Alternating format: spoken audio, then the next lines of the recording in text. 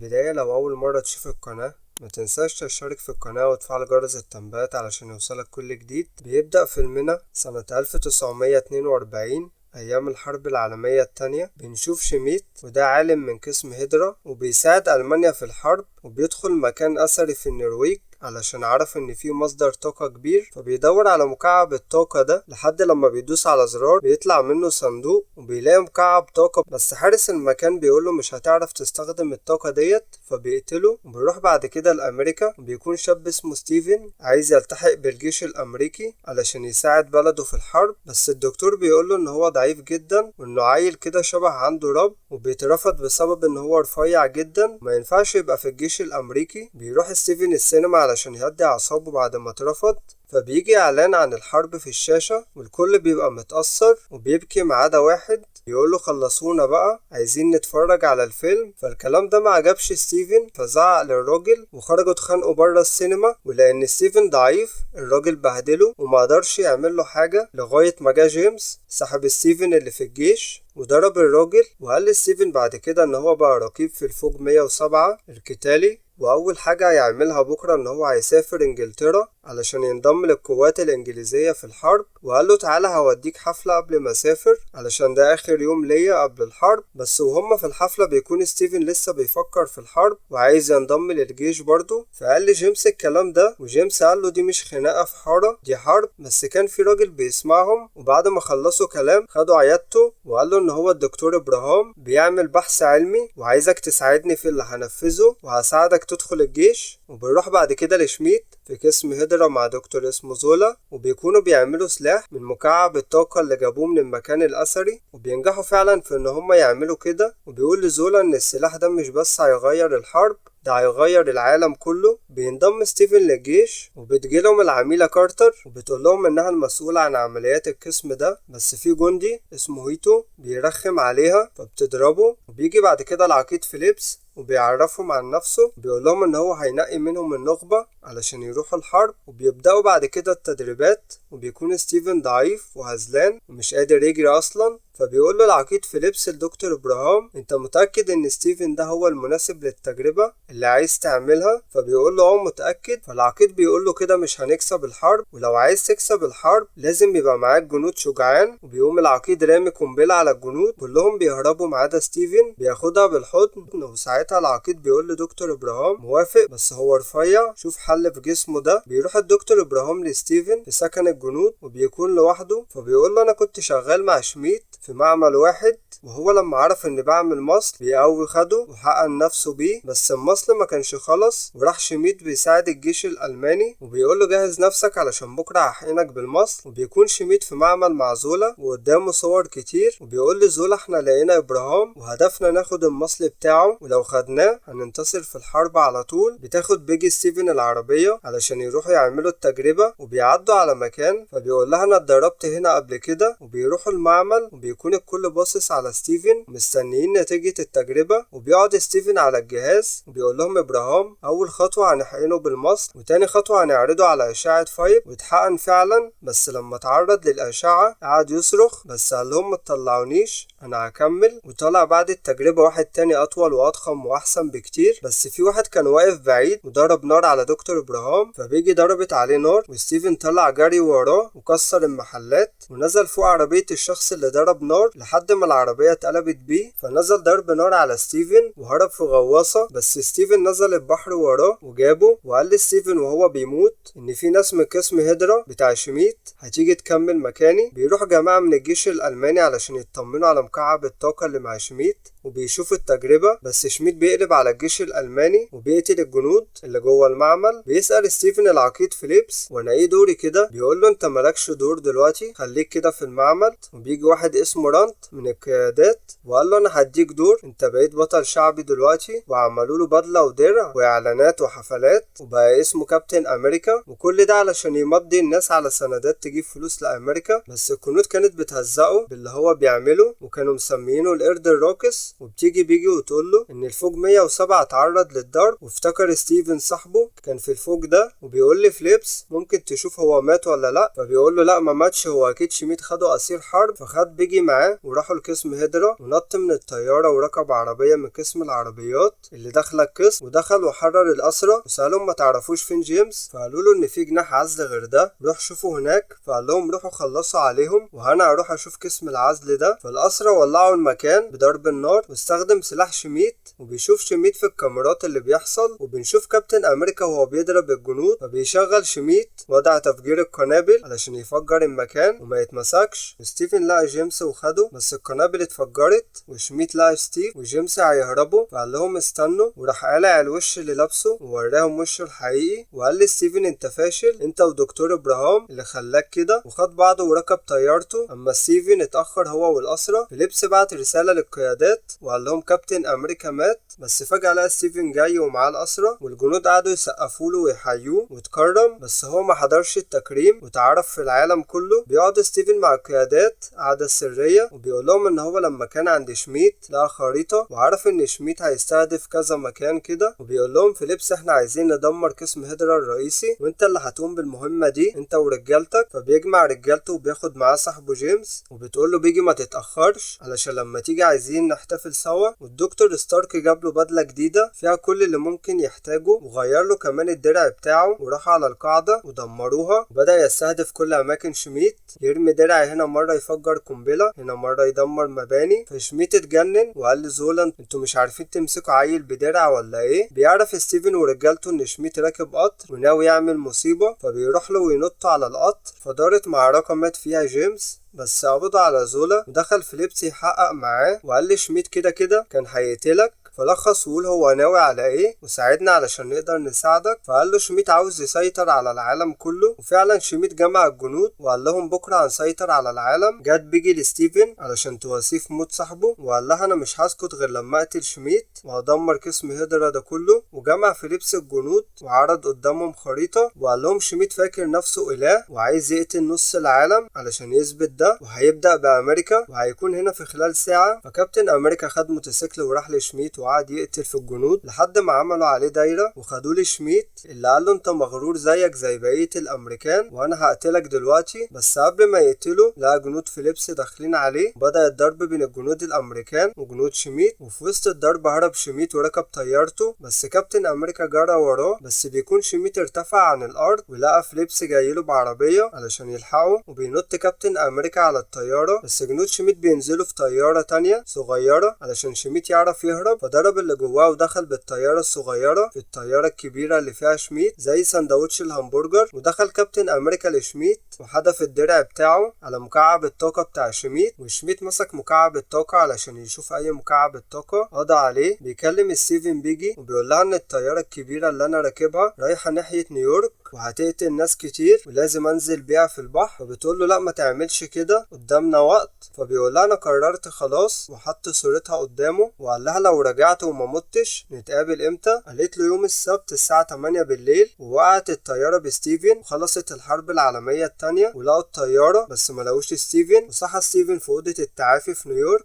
وقال للجندية اللي في الأوضة الماتش اللي شغال في الراديو ده أنا اتفرجت عليه قبل كده سنة 1941، ازاي شغال تاني في سنة 42؟ وخرج من الأوضة لحد لما لقى شكل الشوارع متغير وجديد، ولحد لما لقى واحد ظهر له وقال له احنا ما كناش عايزين نقولك بس انت نمت 70 سنة. وبينصدم كابتن أمريكا بعد سنتين من فيلم افنجرز، وبنشوف ستيفن اللي هو كابتن أمريكا وهو بيجري، وبيتضح ان هو استمر في الشغل في شركة شيل. وهو بيجري بيتعرف على شخص اسمه سام ويلسون، واللي بيقول له احنا من الوحدة 58 قوات البحث والإنقاذ الجوي، بس هو دلوقتي شغال في شؤون المحاربين القدامى. وبيكونوا بعد كده أصحاب الروح بالروح لحد لما بتيجي ناتاشا وبتسألهم عن إذا كان يعرف متاحف سيمسيون علشان توصل لحفرية من هناك، وبيكون باين إنها عملية. وبيروح ستيفن المهمة تبع شيلد مع ناتاشا، وبيقابلوا في المقر روميلو، وبيعرفوا إن المهمة في المحيط الهندي، وإن في قراصنة استهدفوا منصة أقمار صناعية اسمها النجم الأموري، وعددهم 25 قرصان بقيادة ضابط في القيادات الفرنسية قسم تخطيط وتنفيذ المهمات السرية اسمه باتروك. وبيعرف إن هم فرضوا فدية 1.5 مليون.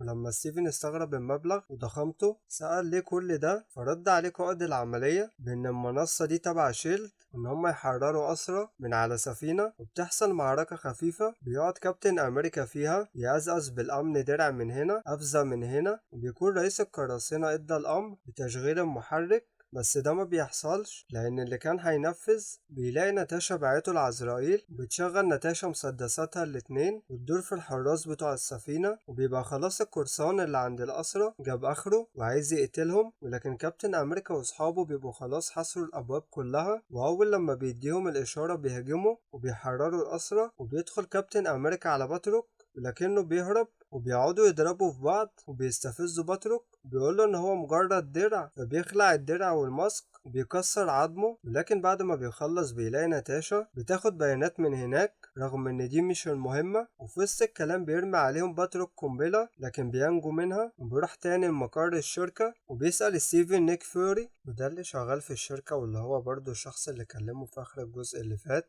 وقال له ان هو نام 70 سنة. فالمهم بيقول له ان الشيلد شغال على تدمير اي سلاح خطر بيهدد الارض زي اللي حصل في فيلم افنجرز، وان البيانات اللي ناتاشا اخدتها دي هتساعدهم في ان هم يعملوا مشروع لسلاح. وبعدين بيروح ستيفن متحف بيكون معمول للابطال اللي انقذوا البلد من الحروب اللي قبل كده، وبيشوف صورة قديمة لباكي وبيحزن عليه، وبيشوف صورة حبيبته بيجي، الاتنين دول ماتوا في فيلم افنجرز، وبيروح على بيته وبيكون بيكلم حد، وبنعرف ان الحد ده بيجي بس لما عجزت، وبنروح بعد كده لنيك فيوري وهو بيحاول يفتح البيانات اللي جمعتها ناتاشا ولكنها مش بتفتح، وبيكلم المسؤول الكبير بتاع شيلد وبيطلب منه ان هو يأجل العملية شوية. وبعد ما بيحصل اجتماع في شركة شيلد بيتكلم ستيفن مع سام وبيلاقيه ان هو زعلان، فبيسأله هل حد من زمايله مات في المهمة، بيقوله ان شريكه رايلي مات في مهمة تحليق ليلية وان هو اتصاب بقذيفة دفع صاروخي في السماء. وبيركب فيوري عربيته وبيشغل وضع تشفير الاتصالات وبيفتح الخط المؤمن 0405 علشان يحمي نفسه، وبنشوف ان بيحصل له محاولة اغتيال من ناس بيفتكرهم البوليس علشان نفس اللبس ونفس العربيات، ولكن الذكاء الاصطناعي اللي في العربية بيعرف ان مفيش وحدات شرطة هنا، وبنشوف ان الناس دول مصممين يقتلوه، ولكن العربية بتاعته بتكون محصنة ضد الرصاص وبيحاولوا يخترقوها، ولكنه بيدور فيهم الضرب وبيجري بعربيته وبيجروا وراه بس ما بيلحقوش، ولكن العربية بتتقلب وبيظهر شخص غامض بيضرب قنبلة على عربية فيوري علشان يقتله، لكنه بيطلع جهاز بيعمل بيه حفرة في الأرض وبيهرب. بيروح ستيفن على بيته وبيلاقي واحدة بيفتكرها شغالة وبتغسل الهدوم، وبيسمع صوت حد فبيتسلل للشقة فبيلاقي ان ده فيوري، وبيوريه الفون وهو كاتب عليه ان في أجهزة تنصت في المكان كله، فبيتكلم بحرص وبيكتب له تاني ان شركة شيلد اخترقته، وبيعرفوا ان هما الاتنين بس اللي يعرفوا كده. وبيحصل هجوم على بيت ستيفن وبيتصاب فيوري، وبيدي لستيفن الفلاشة اللي عليها البيانات بتاعة الأسلحة علشان يخليها معاه، وبيقول له اوعى تثق في حد. وبتدخل الشغالة وبتطلع انها العميلة رقم 13 من القوات الخاصة لشيلد واسمها كايت، وجاية علشان تحمي ستيفن. وبيشوف ستيفن الراجل اللي هجم من الشباك، وبيجري ستيفن وراه ومعاه الدرع، بيكون سريع جدا وبيحدفه بالدرع، فبيمسك الشخص ده الدرع، وبنعرف ان عنده دراع معدني في جسمه. بنشوف فيوري وهو في المستشفى وحالته صعبة ولكن للأسف بيموت، وبتكون ناتاشا مش طايقة ستيفن علشان بيكون مفكرة ان هو اللي عمل كده في فيوري علشان كان عنده في البيت. وبعدها بيروح الشركة وبيحاول الرئيس يعرف من ستيفن هو ليه فيوري جاله قبل ما يموت، لكن ستيفن بينكر ان هو يعرف السبب، وانه علشان يعرف يروح يسأله في تربته. وبيحاول الرئيس يشوه صورة فيوري قدام ستيفن وبيقوله ان هو استخدم قراصنة انترنت علشان يستحوذ على معلومات سرية وان في عملية فشلت فمات بسببها، ولكن ستيفن بيقوله ان هو يعرف فيوري كويس وعمره ما يعمل كده. ولما الرئيس بيلاقي مفيش نتيجة فبيتهمه بان هو اللي قتله لانه مش صدفة ان هو يبقى عنده قبل ما يموت، ولكن ستيفن بيكتفي بان هو يقوله ان هو حذره ما يثقش في حد قبل ما يموت. بعدها بيركب كابتن امريكا الاسانسير وبيركب معاه روبيلو واللي بيكون كان معاه في المهمة اللي فاتت، وبيطلع واحد من جنبه خنجر وبيحاول يقتل ستيفن، لكن ستيفن بيقتلهم كلهم وبيقطع السلك بتاع الاسانسير بدرعه وبينط من الاسانسير وبيركب موتوسيكل، وبيحاولوا يقفلوا بيبان الشركة علشان ما يعرفش يهرب ولكنه بيلحق يطلع قبل ما تقفل، وبتهجم عليه الطيارة في مشهد ملحمي بيضربها بالدرع بتاعه علشان الأنظمة تتعطل، وبيهرب منها ستيفن وبيعتبروه مجرم ومطلوب للعدالة ما تفهمش ليه، وبيأمروا بقفل كل الشوارع والمطارات علشان يمسكوه. وبيجي رئيس شيلد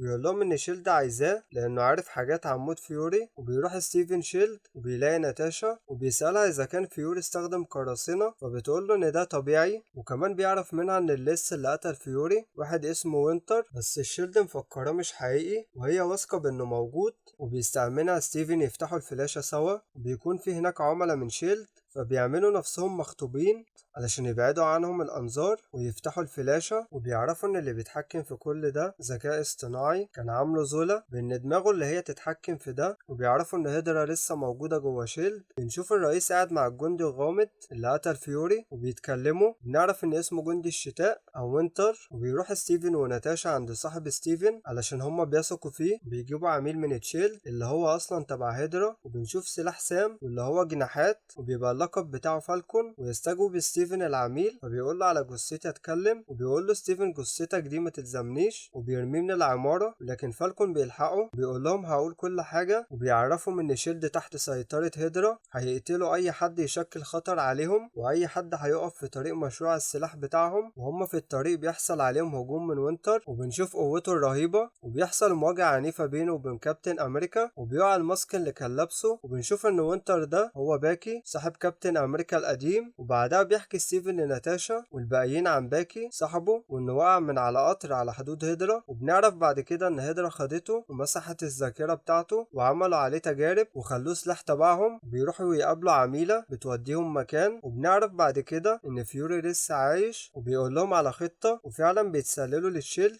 وبيقول كابتن امريكا في المايك ان الشيلد مخترقة وان ممكن اي حد جنبك يكون من هيدرا. وبتتنكر ناتاشا وبتدخل للرئيس وبترفع عليه سلاح. وبعد كده بيدخل نيك فيوري دخول رايق يسبب حرايق، بس بيكون الرئيس وجماعته خلاص اطلقوا مشروع الاسلحة. وبتحصل معركة كبيرة. بيطلع ستيفن على طيارة معاه فلاشة تقدر توقف كل الاسلحة ديت، وبيطلع وراه وينتر علشان يوقفه ولكن بيمسكه وبيحاول يفكروا ان هم كانوا صحاب. يقول لي باك انت صاحبي ومش هينفع اقتلك، وبيرمي درعه. ولكن عكسهم متوقع بيضربوا باكي وبيقع الجزء اللي واقف عليه ستيفن من الطيارة وبيغرق في البحر. بس المفاجأة اننا بنشوف باكي بينقذ ستيفن ويطلعه من البحر وبيسيبه يمشي. وبيكون نيك فيوري قتل رئيس هيدرا وبيغير هويته وبيسافر اوروبا علشان يفتكروه مات. بنشوف احد علماء هيدرا وهو معاه الرمح بتاع لوكي. وبيكون العالم ده عنده ولد سرعته خارقة جدا وبنت بتعرف تحرك الحاجات من بعيد. هنا بمشهد فلاش باك في سنة 1990 بيكون في واحد من علماء الهيدرا بيفتح خزنة مقفولة برقم سري وجواها كتاب غامض لونه أحمر عليه نجمة. وفي نفس الوقت بيكون في عالم تاني بيطلع جسم وينتر بعد ما كان متجمد في كبسولة كبيرة، بيحطوه على جهاز بيمسح ذاكرته وبيبرمجوا زي ما هم عايزين. وبيقرأ أكيد عليه كلمات من الكتاب الغامض ده زي تعويذة كده. بيبقى وينتر مطيع ليهم. بنشوف بعدها عربية ماشية في الطريق، بيبقى وينتر راكب موتوسيكل بيضرب سواق العربية طلقة وبتخبط العربية في شجرة وبتتطبق. وبيرجع وينتر للعربية بيفتح صندوقها ويطلع منها شنطة جواها 5 أكياس لونهم أزرق وبيوديهم لجنود الهيدرا. وبنشوف بعد كده في الوقت الحالي اللي هو في 2016 ان واندا، ودي واحدة من الابطال الخارقين اللي ظهروا في فيلم افنجرز وبرضه كانت الشريرة في دكتور سترينج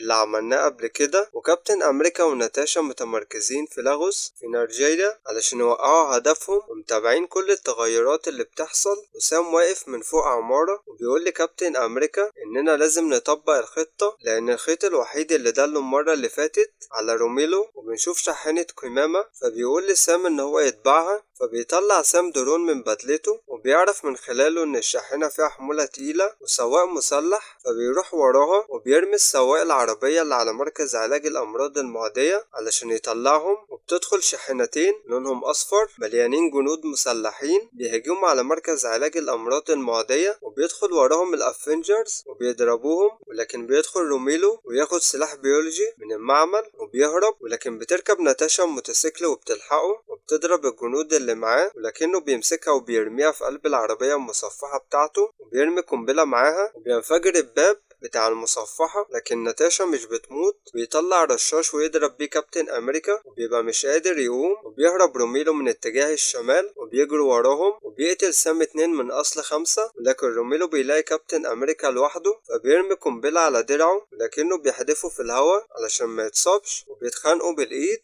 وفي نفس الوقت بتكون ناتاشا بتضرب 2 تانيين لما بترفع السلاح على واحد منهم بيهددها التاني بانه يرمي الجرعة البيولوجية، ولكن الدرون بتاع سام بيقتلهم، وبتلحق ناتاشا الجرعة وبتشكره ناتاشا، فبيقولها ما تشكرنيش انا، اشكره ريد اللي هو الدرون يعني. بعد ما بيتمكن كابتن امريكا هو كمان من روميلو بيقول له مين اللي مسلطك علينا، فبيتفاجئ لما بيرد عليه ويقول له انه صاحبه باكي اللي هو وينتر، وبيقول له ان هو افتكره ومخطط لانه يقابله قريب، وبيقول له روميلو ان هو مش هيرحل لوحده، لازم كابتن امريكا يرحل معاه، وبيبقى لافف نفسه بحزام ناسف ولسه هيفجر نفسه، بتلحقه واندا علشان ما يتفجرش في الكابتن، ولكنها بترميه في المبنى الصحي وبينفجر الجزء الجنوبي منه، وبتبقى دي كارثة. وبيجي مشهد تاني لتوني ستارك واللي هو ايرون مان وهو بيقدم مؤتمر في معهد MIT عن تجربته اللي قائم عليها حاليا، وهي ان هو يتحكم في منطقة الحصين الدماغية في المخ علشان يشوف الذكريات المؤلمة ويمسحها من دماغه، وبيكون بيشرح ده على ذكرى توديع والده ووالدته علشان والده يكمل الدكتوراه بره، وان هما بيموتوا قبل ما يروحوا المطار، وانه عمل مؤسسة خيرية لدعم الناس. وبيجي يطلع الاسانسير بيقابل واحدة بتقوله ان هو مفكر ان هو بيحارب علشان الناس ولكنه بيحارب علشان نفسه، وانه قتل ابنها تشارلي في سيكوفيا. بنشوف في مقر المنتقمون ان كابتن امريكا وواندا بيشوفوا في التلفزيون خبر موت 12 قتيل في واكاندا بسبب اهمال المنتقمون، وبيأثر عليهم الموضوع ده لان هم كانوا السبب، وواندا بتعاتب نفسها، لكن ستيفن بيقول لها ان هدفنا انقاذ اكبر عدد ممكن، مش على طول هننقذ الكل. وفي وسط الكلام بيخترق فيجن الحيطة ويخضهم علشان ما دخلش من الباب،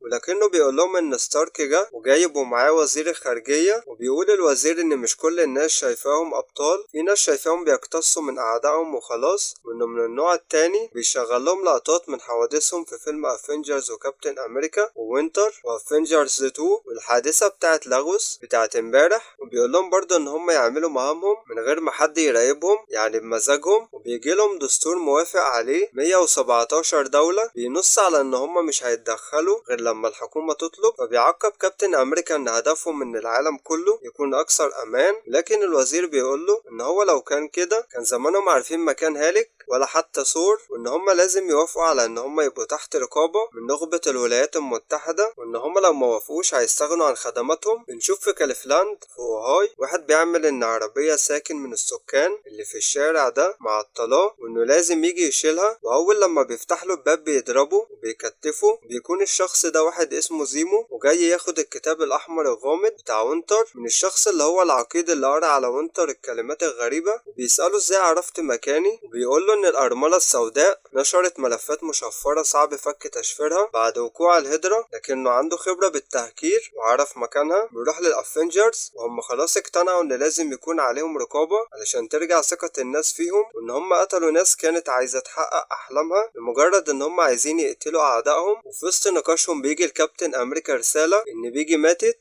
وبيروح يدفنها، وشارون كارتر دي تبقى بيجي خالتها بتقول خطاب عن قد ايه هي كانت عظيمة. وبعد العزا بتيجي ناتاشا وبتقول لستيف ان اللي وافقوا على الاتفاقية هم توني ورودي وفيجن، وقالت ان كلينت هيتقاعد، وواندا ما حسمتش موقفها وبتقول له انها هتروح فيينا تمضي الاتفاقية، ولكن ستيفن بيعتذر وبيقول لها ان هو مش هيمضي. بتروح ناتاشا مؤتمر بيبقى حاضره ملك تشاكا ملك واكاندا وابنه تاتشالا، واللي فيه بيقعد يشيد بالمنتقمون، ولكن في وسط الكلام بنشوف ان ابن الملك الحراس اللي تحت المبنى بيجروا بعيد عن العربية بيحذروا موجودين، وبيحصل انفجار كبير بيموت فيه الملك تشاكا. بيوصل ستيفن شارون لبيتها، ولما بيرجع فبيوريه سام التلفزيون هو جايب حادثة فيينا، وبيقول له ان اللي عمل كده واحد اسمه جيمس ملقب بجندي الشتاء. بنشوف بعد كده وينتر وهو بيشتري فاكهة وبيبص حواليه فبيلاقي بياع جرايد واقف، واول لما بيشوفه مقرب منه بيجري، فبيروح علشان يعرف السبب. بيلاقي ان خبر تفجيره لفيينا نزل في الجرايد.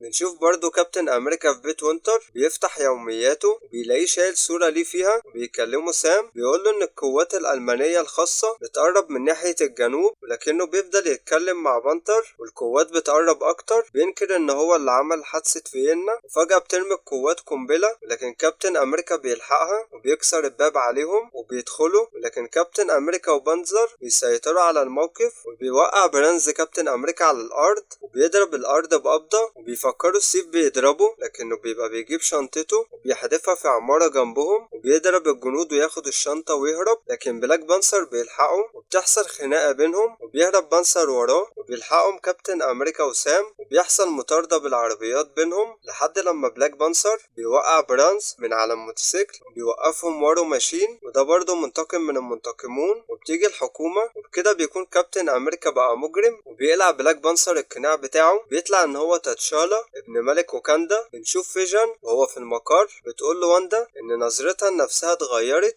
بعد ما حصلت على قوتها الخارقة، فبيقول لها على قوته هو كمان ان هو رغم ان هو ما يعرفش ايه دي، بس هي بقوة حجر صولجان لوكي، وانها اصبحت جزء منه. وبيقول لها ان هو نفسه يتحكم في قوته في يوم من الايام، وبتبقى عايزة تطلع تشتري حاجة بس فيجن بيمنعها لان ستارك عايز الاتفاقية تمشي زي ما هي. بنروح لبرلين والافنجرز في عربية الحجز، بيقول لهم تاتشالا ان بلاك بانثر ده كان الحامل واكاندا طول عمرها، والبدلة بتتنقل من واحد للتاني، ومن ساعة ما ابوه مات والبدلة اتنقلت ليه بيحبسوا برنس في مصحة نفسية احسن ما يدخلوه في سجن واكاندا. وبنشوف زيمو وهو باعت واحد بيقطع الكهرباء عن البلد كلها، وبيقرا زيمو عن برانز الكلمات اللي في الكتاب تاني بيكون تحت طوعه بعدها، ولكنه بيتعصب عليه وبيضربه، وبيضرب كابتن امريكا وسام، وبيضرب ستارك، وبيطلع على السطح وبيركب الطيارة، ولكن كابتن امريكا بيشد الطيارة لحد ما بتقع في البحر، ولكن ستيف بياخد باكي من البحر بيستخبى بيه في مكان محدش يعرفه، وبيكلمه باكي ما يكونش ستيف مصدق ان هو طبيعي مش مسحور، فبيثبت له وبيقول له انت حتى امك اسمها سارة واحنا كنا مع بعض في الجيش وفي الشارع، وبيقول له ان هيدرا ما فيهاش وينتر واحد لكن في كمان 5 غيره، علشان كده في اول الفيلم هو اخد 5 اكياس من العربية اللي خبطها في الشجرة، ده غير ان في غيرهم متجمدين. بنروح بعد كده مقر المنتقمين وهم زعلانين من اللي ستيف عمله، وبيقول له ستارك اذا كان ستيف هيخبي باكي هيجيبه منه بالعنف، وبيروح لبيتر باركر وبيخليه يلبس بدلته، بيبقى معاهم بدور سبايدر مان، بيجند برضه معاهم في الفريق انتي مان او الرجل النملة. بيحصل معركة كبيرة بينهم، بيكون فريق ستارك متكون من ايرون مان ودي شخصيته، وبلاك ويدو اللي هي ناتاشا، وورو ماشين، وبلاك بانثر، وفيجن. بيكون فريق كابتن امريكا متكون منه هو وسام وانتي مان وهوكاي وواندا اللي بيكون هوكاي حررها من تأييدها في مقر الافنجرز. وبيحصل اعظم معركة بتنتهي بهروب باكي وراه كابتن امريكا وبلاك بانثر، بيبقى عايز يلحقهم لكن ناتاشا بالكهرباء علشان يعرفوا يهربوا بالطيارة، وبكده بتكون بلاك ويدو خاينة علشان ساعدته، وبيحاول وور ماشين يلحقهم لكن فالكون بيلحقه بيقول له ما تعملش فيها شبح كلها حديد وعارفة نفسها، فبيقول توني ستارك الفيجن